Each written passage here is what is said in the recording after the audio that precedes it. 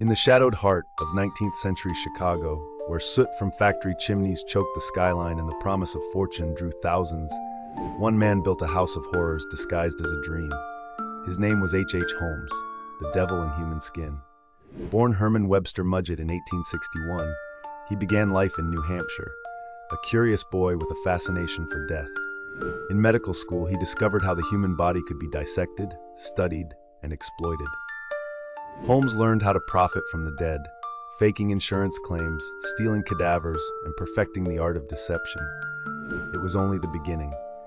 When he arrived in Chicago in the late 1880s, Holmes reinvented himself. Charming, articulate, and impeccably dressed, he blended into the city's ambitious elite. But beneath the polite smile was a man engineering a nightmare.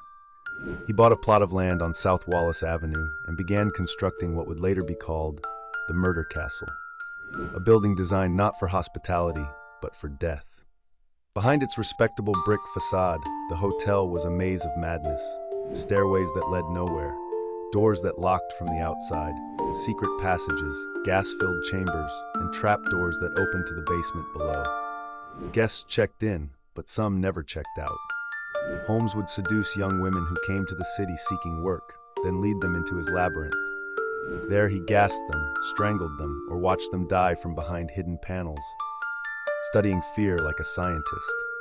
Their bodies were stripped of flesh in acid baths or incinerated in the basement furnace, their bones sold to medical schools. During the 1893 World's Fair, when Chicago pulsed with energy and opportunity, Holmes's castle became a slaughterhouse for the unsuspecting. He was a predator in a city of dreamers. But like all illusions, his empire of deceit couldn't last. His final act of greed, the murder of his business partner, Benjamin Pitezel, exposed the trail of death he'd left behind.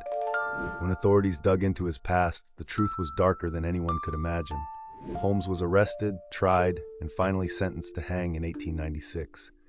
On the gallows, he remained calm, almost amused, claiming his soul would never die. And perhaps, in some way, it hasn't. For in every whisper of the murder castle, in every dark corner of true crime history, the name H.H. Holmes still lingers. The architect of America's first house of horror, and the man who turned murder into an art.